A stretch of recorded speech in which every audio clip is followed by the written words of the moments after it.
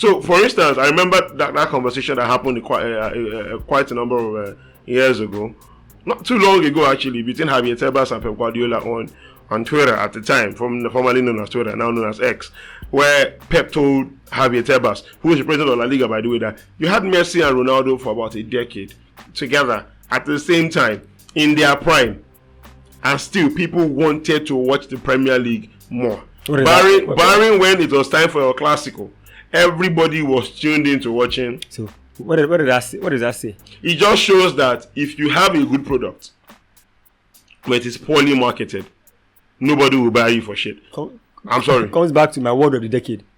Packaging. Packaging, yes. That is my word of the decade. And for instance, here now, you might, I wouldn't say the football in England is not bad as well. It's entertaining, it's interesting, just like the way football is. Again, the game that you and I love, everybody loves football. But when you arrange it, when you package it, when you put it out there, when you are intentional about those that are going to consume it, you understand what I'm saying? The money will roll in. True. And that's why England, it's looking like it's crazy right now. I have a funny stat here. I shared it with you online. The top 10 most expensive signings in Premier League history. The funny thing is that barring 2 players on this list, every single player on this list I think was signed in the last 3 seasons. And there's already a top 10 the last 3 seasons. Number 10 is Anthony. He was signed for 95 million. Number 9 was signed this season, Hugo Ekitike. Number 8, Paul Pogba, was signed for 105 million. Number 7, Romelu Lukaku, signed for 113 million. Moses Caicedo is the next on the list, 116 million. Declan Rice, 116.6 million. Jack Grealish, who I really live up to the hype, signed for 117.5 million euros. Enzo Fernandez, 121 million euros. And Florian Wirtz and Alexander Isak, signing for 125 million euros and 125 million. Both of them, the same amount. Yeah. And the funny thing is that 3 of the players on that list were bought this season by the same club. As in one team spent about 444 million on 3 players. I'm talking about the entire. They spent 300 million. Yes, on 3 players in a transfer window. Yeah, and they still bought more. As in they would have signed. They were on the verge of signing Guehi from Crystal Palace until it fell through. You saw that story about that young guy that always says, "Here we land" and everything. Yeah, here we. They are truly that boy seriously. No, it wasn't. You see, it was actually a done deal. It just shows you that as journalists, you might not have all the facts, because whether we like it or not, our own Victor Boniface, we believe, has signed for AC Milan. But I didn't believe. I was following. So last I followed was in the medical. Because here we go, barring the medical. And the question you ask yourself is, how many players fail medicals these days? The number is very minute. When I knew that there was something wrong was when they were being particular about that medical. Remember that Joe Cole transfer that was supposed to go from? I think I can't remember where the team was going to. I think it was going to West Ham from Chelsea. Where there was this about when the West Ham medical team examined Joe Cole, they were like, nah, we can't go for him. We need to send him back. So that's the thing. So when they were being particular about his medical, then what's happening? That picture of his knee came out went viral and everything. But he got a new club though. Yeah, Werder Bremen. He ended up moving to Werder Bremen. Germany. So it's still a win for him. But what we are saying in essence is this: when the league is properly packaged, money will come in.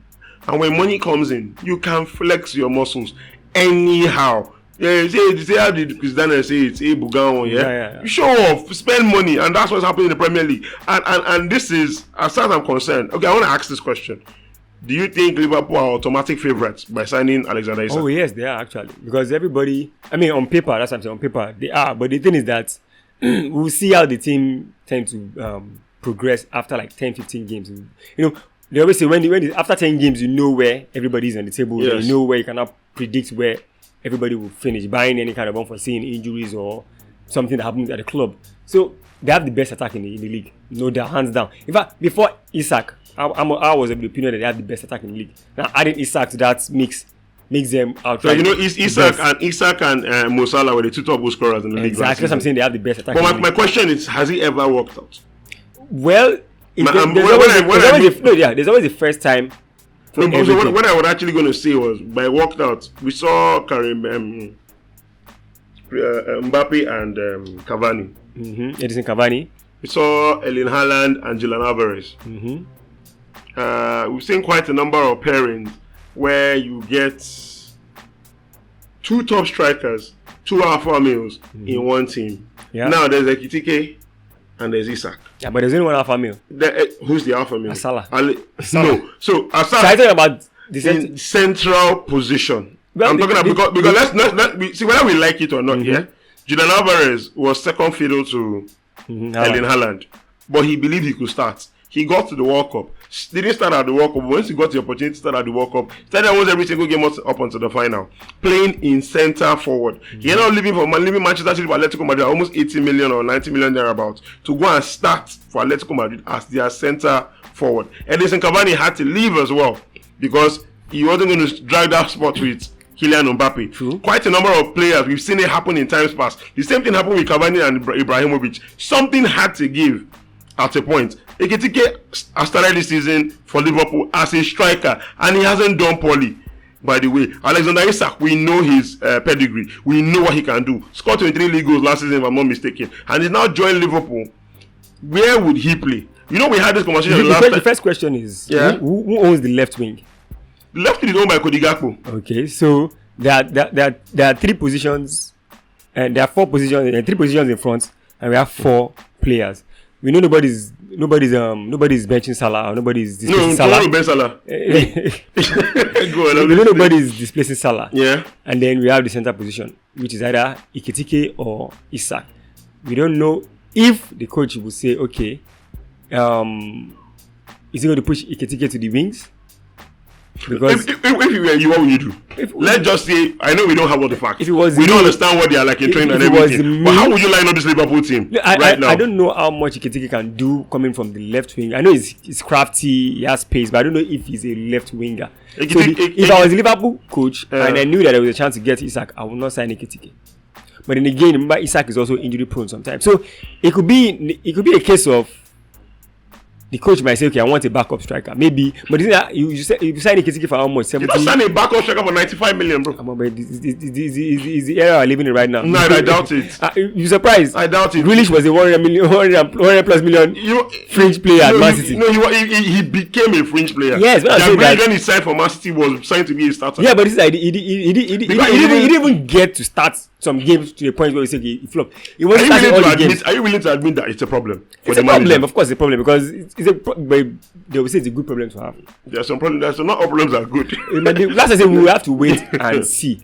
Me, I'm of the opinion maybe he may start both of them and probably Cody Gakpo gets to sit some games depending on the games they are playing. I know Isak is going to start. There is no way he sign a player for 125 million and he doesn't start. Sorry. So is he the one for 95 million or sit on the bench? Well, something has to give. And I'm thinking it's Gakpo. And that is what I was also waiting to hear. Something has to give. Like what Liverpool fans are currently giving, what the Newcastle fans are currently giving Isak. Many of them have called him a rat. You need to see the way he was announced. Yeah, before we move on to the other topic, let's just clear up. What like now, Isak was able to eventually force his way out of Newcastle, despite having how many years left in the contract? 3, right? Yeah, 3 years. So, is this the new norm? It's not the new norm, and that's what I'm actually going to tell her. It's not necessarily the new norm. We've seen it happen several times. Fernando Torres did it at Liverpool. Diego Costa did it at Chelsea. Luis Suarez did it at Liverpool. Quite a number of players have done it at several clubs that they have played for. Promises are being made. Players are told that, oh, you're doing so well. I was having a conversation with one of our colleagues in London the other day, and he was saying something along the lines of, if you are promised something as a player, have them put it in writing. Because whether you like it or not, agreement and agreement. If you cannot put it in writing, you really don't have any legal standing at the end of the day. Unfortunately, for someone like Guehi, who fought, who didn't see anything, who kept quiet all through the transfer window, but believed he was going to get his transfer. He didn't get his move. But every single player that fought, barring, I think, Ademola Lookman, got their move. That's what I'm saying. So is it a new norm? It's not a new norm. You have to push, and again, you're under contract. Like 3-4 years, you're under contract. Why don't you want to honor the terms So, of the contract. so Tola, this can be answered in different ways. It depends on how you want to look at it. You can look at it as a player. You can look at it from the point of management. You can also look at it as a fan. But whether you like it or not, from everybody's standpoint, they are correct. They feel they are right. Okay. In as much as I agree, agreement is agreement, and that is the way it should be. Whether you like it or not, footballers, if you are very lucky, I was watching Sonny Olise's podcast the other day, former captain of the Super Eagles, and he said if you're a footballer, you get very lucky. You have 20 years in your career to play this game. If you are very lucky, like Messi and Ronaldo, who are abnormal, you get 25 years plus. Remember, in that 20 years, you are not really starting out at the top already. You literally need to scratch and claw your way through. You can't manage to break through. After 4 or 5 years of playing the game, maybe at 21 or 22, you earn a big money move. You're probably your first big money move, and you're earning like maybe 30 or 40,000 a week. Someone like Gyökeres was earning 38,000 at Sporting Lisbon.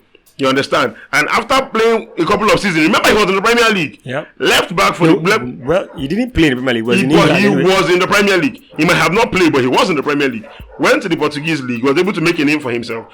Arsenal spotted him, saw him, decided to sign him. And it doesn't really a ludicrous amount, as far as I'm concerned, for the kind of numbers he put up last season. I think it was a steal for Arsenal. But you're getting him, and the man, and he claims that promises had been made. That he was told that if a fee within a certain region came into the conversation, Sporting Lisbon will let him go. And the monies came, and they said he wasn't going anywhere except they get more. He lost his relationship over this transfer saga because he said she wasn't letting him concentrate. It's all over social media. So it's not necessarily a new norm. We've seen it happen several times. But I would not want to blame the players if you are looking at it from their perspective, because they know that their careers are short. And you have to be intentional. Now, if you decide that you want to look at it from the point of management, in the case of Isak and Newcastle had lost doing what's his name again? Callum Wilson. Yeah. And we were talking about it like yesterday or 2 days ago. And then Gordon is who was Gordon, sorry, I'm mixing them. Madison. Yeah. Madison is one. Madison, that's Tottenham. Yeah. But Callum Wilson had gone earlier in the transfer window. Immediately started, he was sold. Isak, we knew that he wanted to leave. He has stated it. Okay, you know what? The opportunity came around after Arsenal signed Gyökeres. Even before Arsenal signed Gyökeres. No. He came out saying that he wanted to leave after. No. See, there were already rumors. Yeah, I'm saying that Isak was he made it clear. He basically said it after. Yes, Arsenal signed Gyökeres. But we knew that after the exploits he put up last season, the opportunity to play for a bigger team in the Champions League, because Newcastle also playing in the Champions League, by the way, but playing for a bigger team, more prospect of winning more titles. Next year is a World Cup year. The player who can literally take his shirt in the national team had just signed for a big team in his league, coming from the Portuguese league. So you know that a lot of things had to give. And the young man says, okay, you know what? We had prior conversations. According to what he said, promises have been made. We need to... The money comes in, let me go. And the next thing that happens is, Newcastle now, from the club's perspective, are saying, we will let you go if we are able to sign an adequate replacement. We will honor the agreement. But maybe they were stalling, maybe they were dragging, maybe somebody looked at him in a certain kind of way and he didn't like it. And what does he do? He puts himself on house arrest. He was nominated for PFA, Player of the Year. He didn't win it, but he was in Team of the Year. He didn't attend the award. He said he wasn't going to come out. He will never play for Newcastle again. Stop training with the team, throwing tantrums like a child. But the club says, you are under contract. If you claim promises have been made, fine. But we will put the interest of the club first. It comes above every other person. And then there's the opinion of the fans. As far as the fans are concerned, nobody wants to lose a big name. True. Nobody wants a big name to leave their club, regardless of how their club is doing business. Whether they're doing it the right way or the wrong way. Newcastle, actually, they're not playing Champions League football. No, they are. Are they playing? They are playing. Yes, they are. They are 16 or 17 in the Premier League going to the Champions League season. That's true. Newcastle, I think it's 5 teams. They're 6. They're 1 and 5. They're 1 and 5, yes. Okay. Tottenham are going. Newcastle are going. Man City, Chelsea, Liverpool, Arsenal, and Tottenham are going based on winning Europa in the Champions League. So I'm saying the top 5. The top 5 is 5. Yes. 6 of them are going. 6 of them are going to the Champions League this season. So it's you really can't blame the man, Newcastle are going to play in the Champions League. Yes. Do they have a realistic chance of winning it? Hell no. You'll be surprised.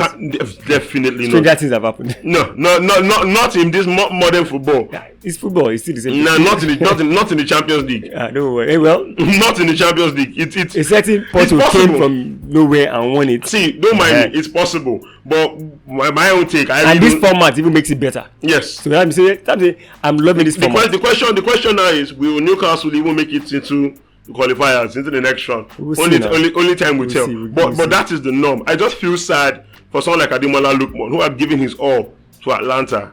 I don't think he's played any game for them this season, and yet he couldn't end his move because they said, what are the difference? 5 million. 5 million. Baba should play. She's still in Atlanta. I always carry Atlanta whenever I'm booking games. So let him. My guys, remember to like, share and subscribe.